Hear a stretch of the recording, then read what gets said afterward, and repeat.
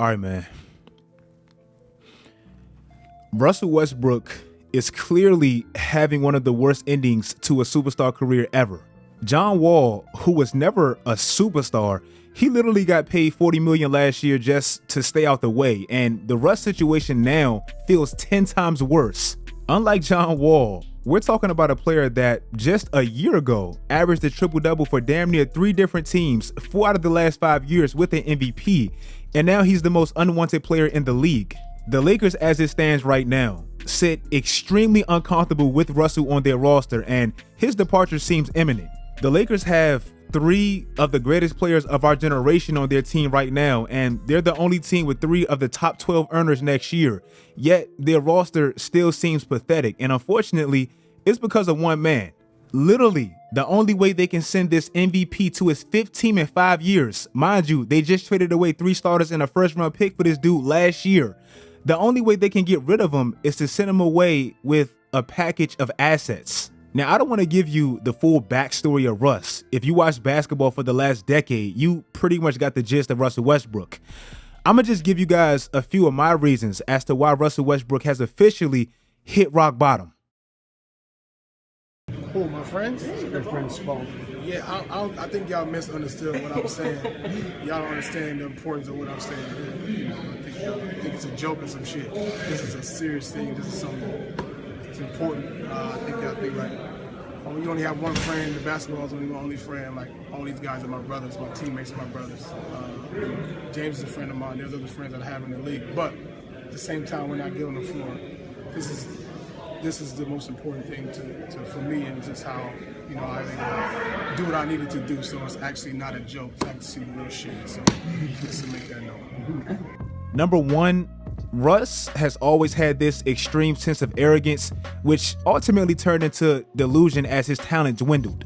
Now, this one is a little tricky because I believe to be great in damn near anything, you have to have that sense of arrogance and pride in your work and your talents. But his was always a little over the top, and I believe it ultimately destroyed his career. Russ came into the league as one of the most athletic guards we had, and you paired that with his relentless motor, and you had one of the most dominant individuals we've ever seen, and you can't deny that. Even to this day, I still believe Russ can generate numbers with ease if the surrounding pieces allows him to, but those numbers blinds him from the reality of what should be the ultimate team goal. I just did a video on Kobe. Highly recommend if you haven't seen it already. Highly recommend.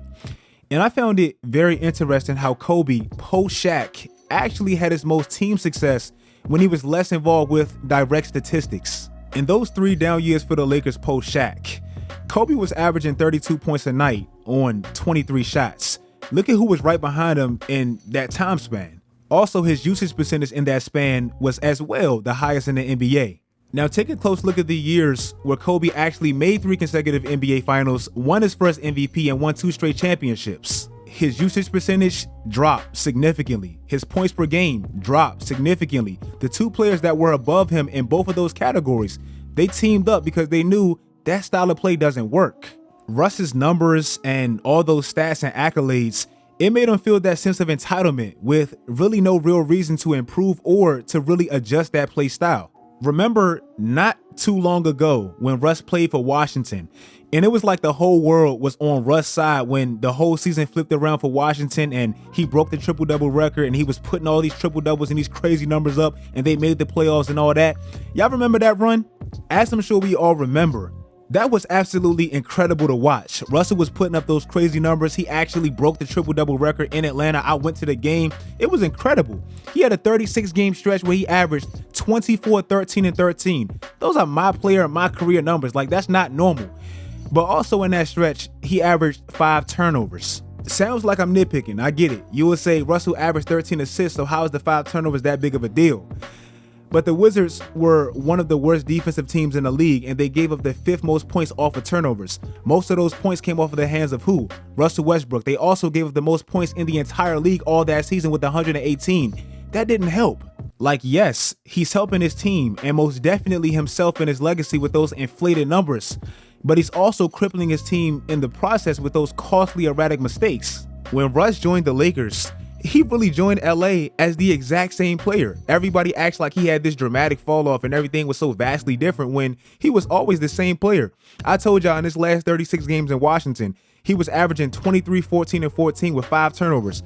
Well, look at his next 36 games with LA. He was averaging 19 or damn near 28 and 8 with damn near 5 turnovers. He just had less opportunities. He was the same guy.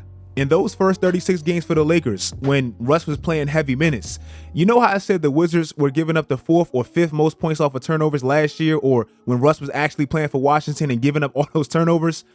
The Lakers basically turned into Washington, and they were giving up the 4th most points off of turnovers, damn near with the bottom half of the league. Again, the only reason we noticed more is because he was playing for a team that had championship aspirations. But he was always the same guy. He was just doing it in a different jersey now. Also, I believe Russell never having a true coach that he actually trusts handicapped his prime really before it even started. I find it fascinating that Kobe's 4 highest turnover seasons were all years where he played without Phil Jackson. Kobe only averaged 4 turnovers in a season one time, and that was directly after Shaq left and Phil Jackson followed him. I keep making that comparison because Kobe was also a headstrong individual, but he believed in one coach and mainly one coach's brilliant philosophy. Russ never had that. Since KD had that Jones fracture in his foot in 2015, Russell Westbrook has led the entire NBA in turnovers. Everybody knows that stat. I'm not trying to beat your head with that. I've said that a billion times. But the reason I know Russ hasn't been coached up to par is with how much that erraticness elevates in the playoffs. He gets even worse in the playoffs, and it's like he never had anybody there to actually control that. In those 3 years in OKC post KD, even with Paul George playing 2 out of those 3 years, Russ was averaging 26 shots a night and 5 turnovers a game in the playoffs. Until Trae Young just broke that against Miami last year.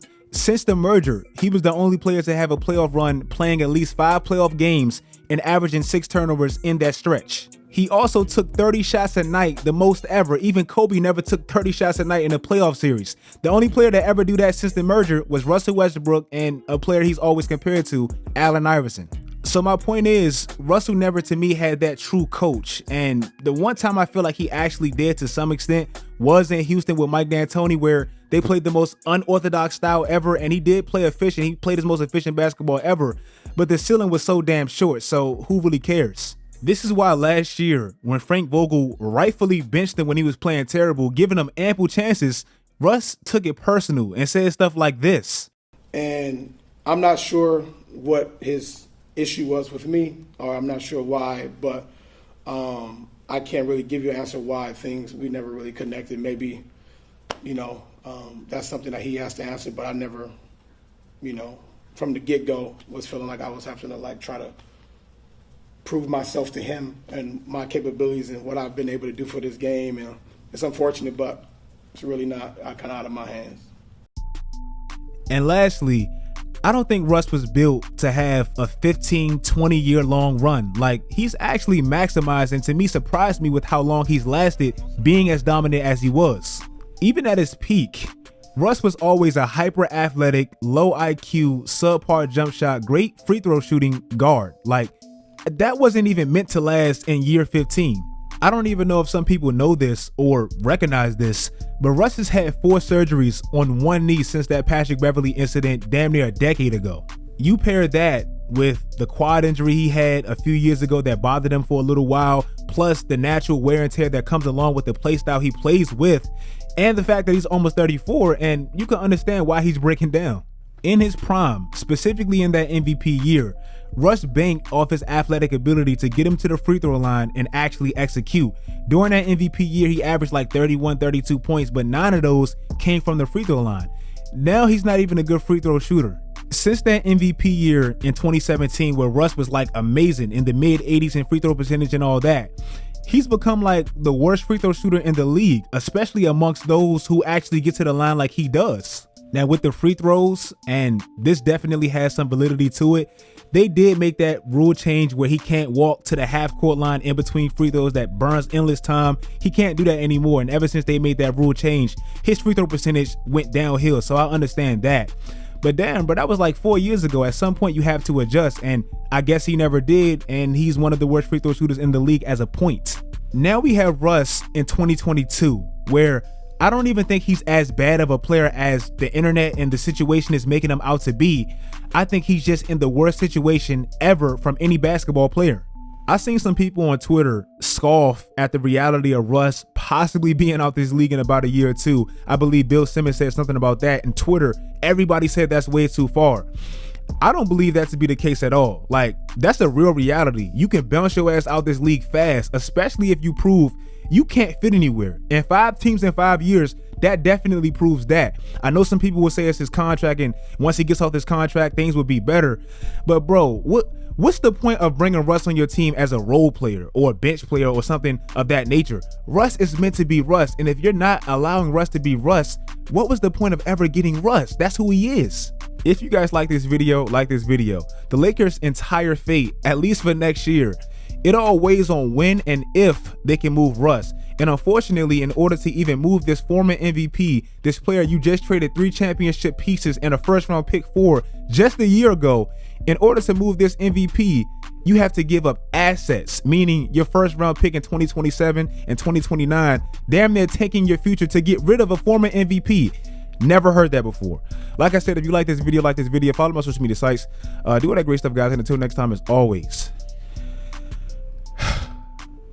stay tuned.